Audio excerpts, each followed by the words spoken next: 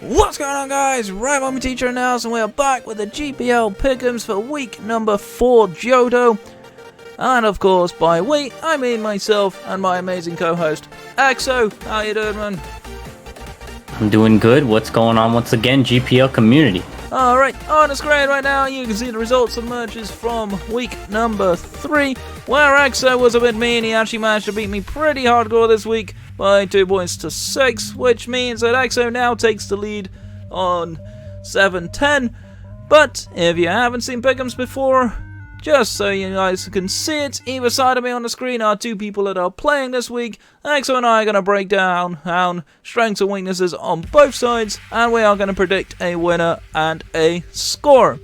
So, first up on the docket this week is going to be DJ, who took his first loss of the season this week, versus Happy Nico, who's still chasing his first win. How do you see this one going, Exo?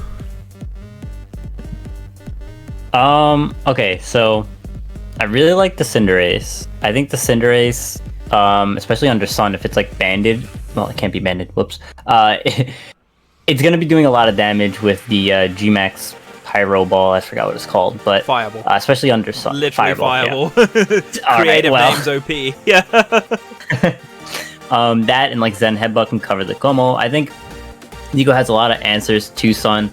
Even the Gyarados does actually a decent amount of work in this game if you look. I mean, it has coverage for most of these Pokemon.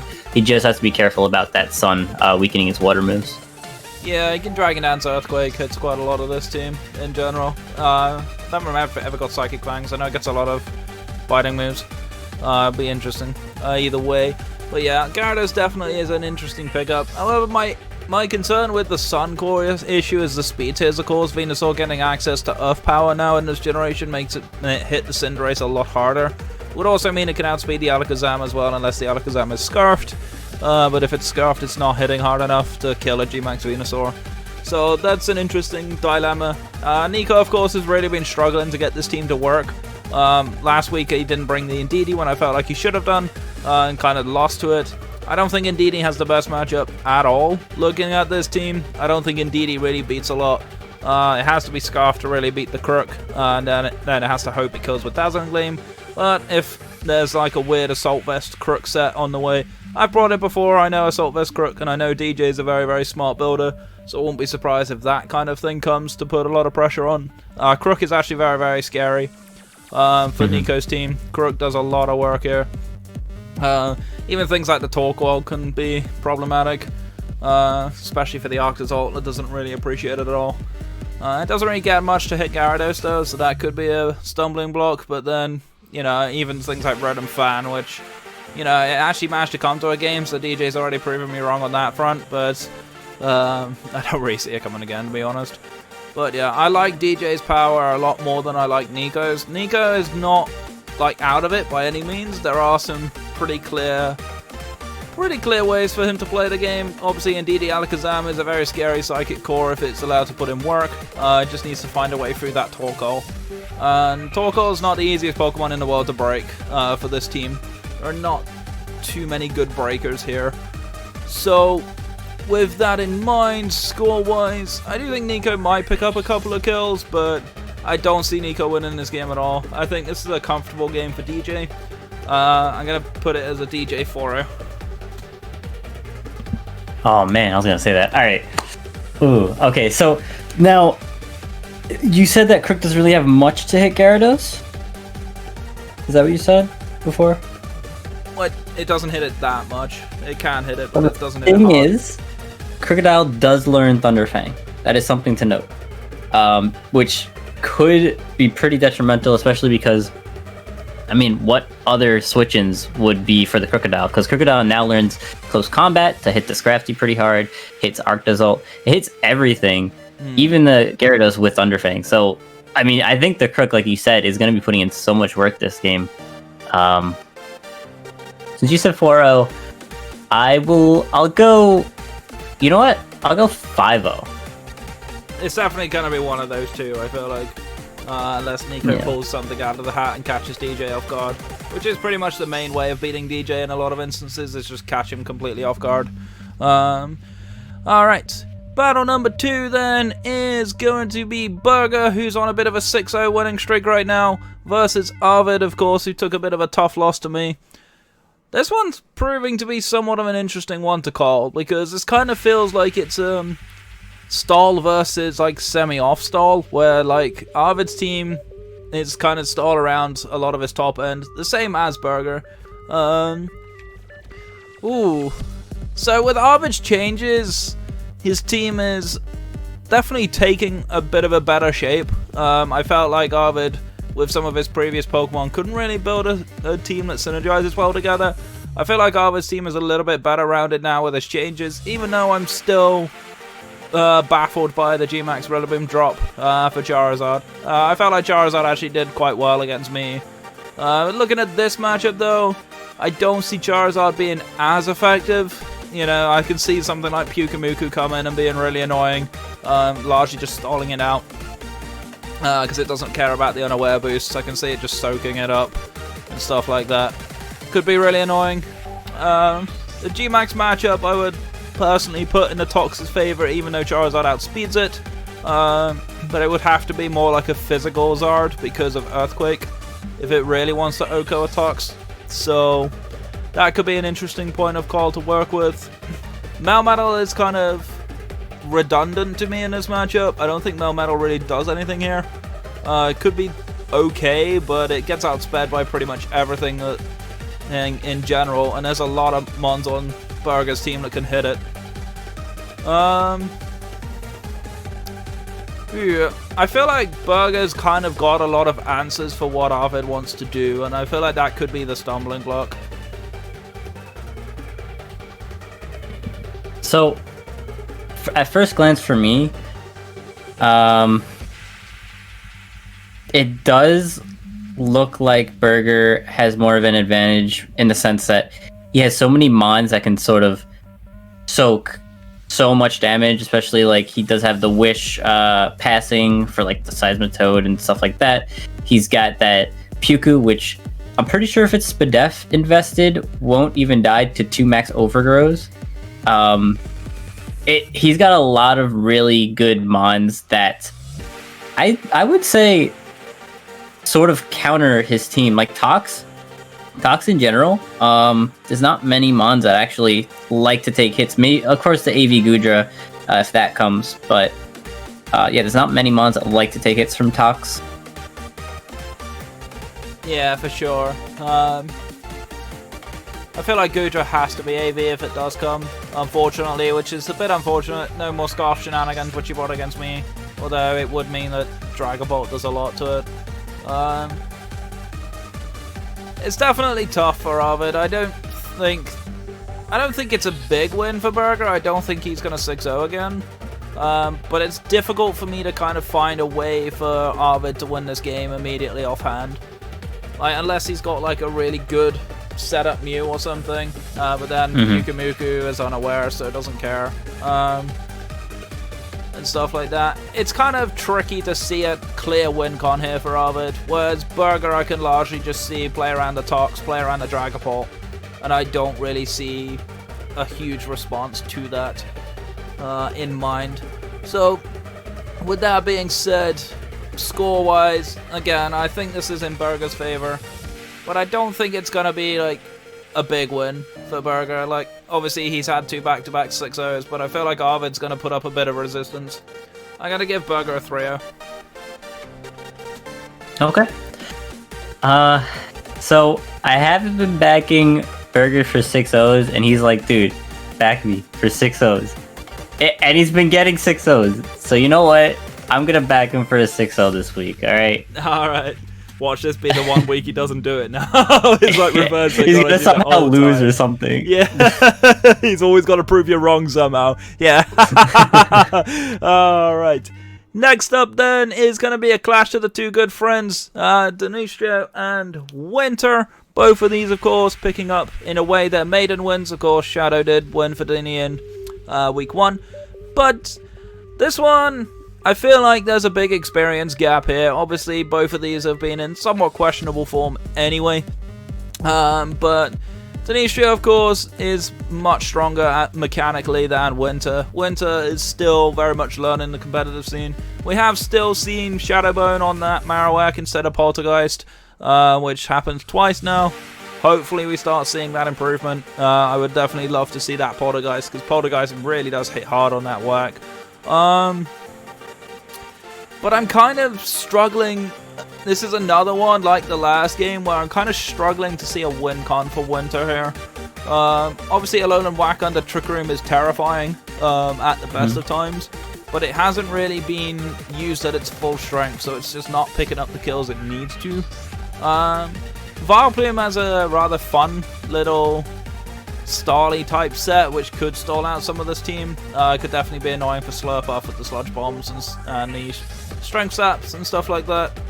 I do kind of like the Rain though, especially if we can unlock like Barrascuda to really cause problems. Barrascuda really does poke holes in a lot of this team. Hawlucha under Unburden boost is also scary, gets a lot of moves, gets Throw Chop for the Gengar and stuff like that. But then looking at Denny's side, again, like if the Slurpuff sets up, I feel like it just wins. Obviously Scizor can beat it, but it does get Fire Punch. If I remember right, pretty sure Slurpuff gets Fire Punch. I might be wrong on that. But even then, even things like Cinderace beats the Scizor anyway, so it's not the hugest deal there. I like the Dinny's team comp way more, even with the changes. I'm not the hugest fan of Zoroark in general. I feel like it's one of those Pokemon that's kind of gimmicky, but I feel like this would be an okay time to bring it. It gets a lot of coverage moves which can really catch Winter off guard. And it'll be interesting to see if Winter knows the Zoroark mechanics and how well she can play with Illusion. Yeah, so, yeah, I think... Okay, so if Dinistrio brings, like, Shadow Ball, Energy Ball, Gengar, what is taking both those moves? I don't really see many Pokemon that like to take the moves. Of course, we got, like, Drampa, but then, like, you can have, like, Focus Blast as coverage or something like that. So, I think Gengar is going to be extremely scary in this matchup. I think Trick Room is probably Winter's best bet because Marowak hits everything hard, like Fire, Ground, and Ghost hit a lot of Dinistrio's team. So if he can, or if Winter, if she can get the Trick Room up and play very well around it, that's the thing. Playing very well around Trick Room is probably one of the hardest things in Pokemon, in my opinion. I can't really use Trick Room too well, as we've seen. It's definitely not an easy strategy to play. I've had experience with Trick Room. It's not my playstyle personally. However, that is something that Winter hasn't done that bad with, is the Trick Room turns. But obviously, as I said before, we keep seeing the Shadow Bone instead of the Poltergeist, which is kind of missing that extra damage that's kind of necessary. So we have to start seeing Poltergeist if we're going to see that work. But I do think if Winter plays okay, Marowak causes a lot of problems. But if not, I feel like Dinny has more tools to win with than Winter does. So on that basis, I am going to give Dinny the win. And I'm going to give Dinny a 5-0. Okay. So, yeah, the whole thing with Winter sort of being new and Dinistrio knowing what he knows, strat-wise, he preps very well. He scrims a lot. So, I'm gonna give it to Dinistrio. I'm going to give him a 4-0. Alright. Next up on the docket then is going to be Sylvie, who unfortunately took a DQ loss because he Dynamaxed the wrong Pokemon, versus Professor Elm, who continues to not use his Inteleon all that well, in my opinion. Why do you see this one going, Axel? Well, for the G-Max matchup, actually sort of even, in my opinion. Inteleon can do good against Corviknight, more or less, and the Corviknight can do a decent amount of work with its G-Max move, but like, other than that, Zeraora Zero Aura does so much damage to everything on Elm's team, to the point where I think he has to bring like a Rindo, Claydol, or something really weird to catch Sylvie off guard so he can get a lot of damage on the Zero Aura. Because if he lets Zero Aura run over his team, which has happened, it's gonna be tough for Elm. Yeah, and there's no way to scarf like the Inteleon either, which would be like the easy way to outspeed it, and stuff like that. Claydol has a lot of problems because even if you run Rendo Berry, knockoff still does way too much to it. That's fair, yeah. And it's like, there's so many issues in there, although Zero Aura knockoff is a little bit more scary because of Cobalion. We've seen Professor have a bit of a tendency to scarf his Cobalion. Unfortunately, Cobalion doesn't get Earthquake, so it doesn't really do enough to Zero Aura. So that's the one issue with Cobalion in this one. I don't necessarily see a clear way to beat Zero Aura, certainly not in one hit. Maybe like Scarf Hydreigon with Earth Power does a lot unless there's HP investment on the Zero Aura. But I don't think a Scarf Hydreigon would have enough time to run like a Modest Nature. I feel like it would still need to be Timid because of the closeness being 98. Yeah, so just quick calc in my head, it still needs to be Timid, so it can't be Modest, which is a bit unfortunate. If it was Modest Scarf, I think it would have a better chance to kill with Earth Power, but even then, like, if it doesn't kill, it dies to a Play Rough or a Close Combat, one of the two. Zero Aura is just real big food. It just comes down to whether it gets burned or not. We still don't really see much of the Glaring Corsola as of yet. That's an interesting one. Obviously, if it can spread burns around and kind of limit the use of that Corviknight, or the Zero Aura, or if Lycanroc comes for something like that. There are some really good physical hitters on Sylvie's team, so if it can get burns off or strength saps off, that could be a big problem. But again, Corsola are kind of prone to knockoff, and there's a couple of knockoff users that are pretty prominent on Sylvie's team, notably the Zero Aura, of course, and the Incineroar. Does make things very interesting. I don't feel super confident in Professor Elm's matchup, and I don't feel super confident in Professor Elm's execution because he hasn't used his G-Max all that well all season. I'm still yet to see any kind of convincing motivation for Inteleon. I still think G-Max Lapras is better on this team, but we haven't seen it yet. And because we haven't seen enough evidence for me to believe that Professor Elm's going to have enough to win this, I'm going to give this one to Sylvie. Even though, of course, have the old Sylvie roll meme. But I think Sylvie wins this 3-0. Yeah, that's pretty fair.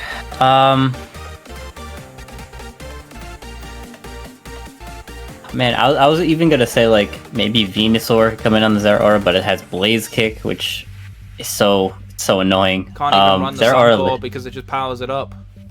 Yeah, it's really hard to play around that Zero Aura, which we all know is gonna come to like all the games. So, I'm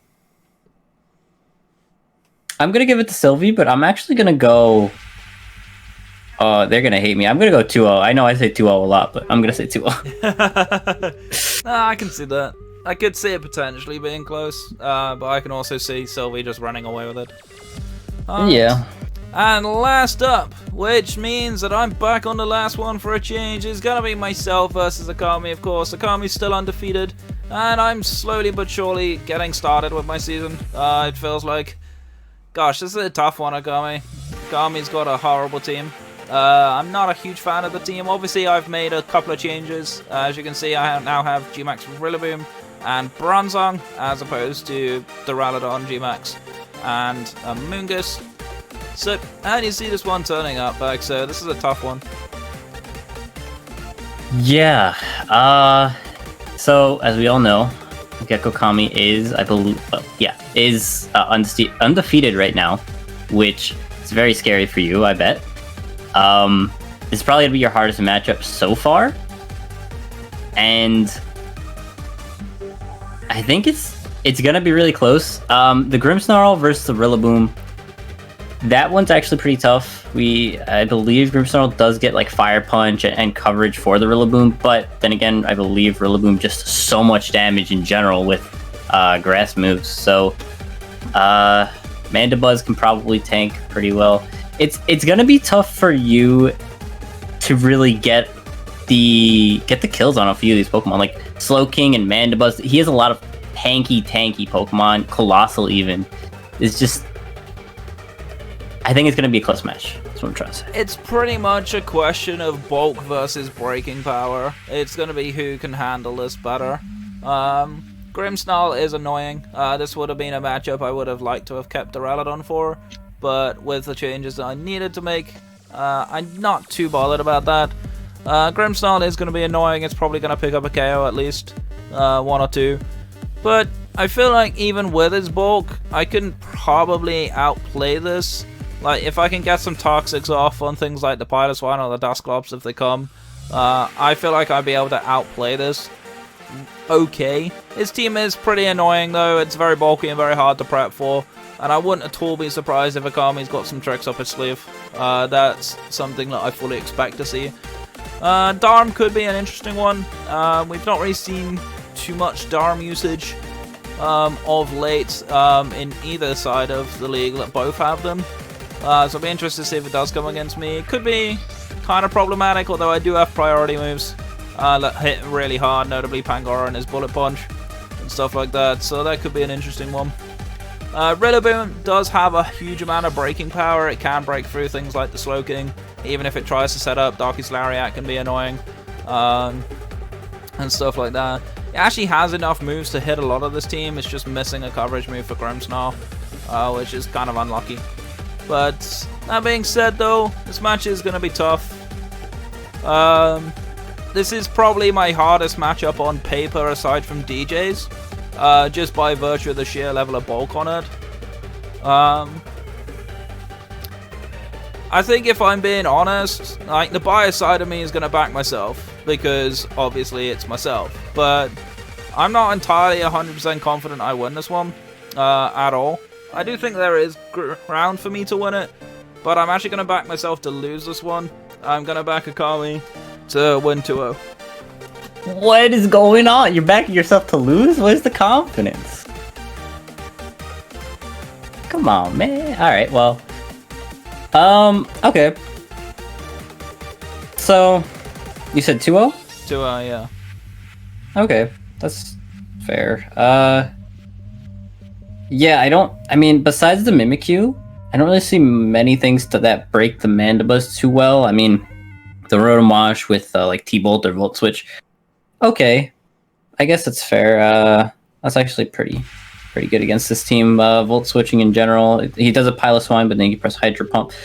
Yeah, I think you definitely have a chance if you're able to play around a few of his Pokemon. But I think I'm gonna have to back Akami as well, and I'm gonna put him as a 3-0. Alright, so be interesting to see what the comment section say about that one. But either way, of course, that rounds out our Johto Pickems. Let us know what you think in the prediction section of the Discord as well. But either way, guys, thank you so much for watching. My name is Rebombi Teacher, that's Exo. That's me. Stay safe, stay awesome, and we'll catch you guys in the next one. Take care.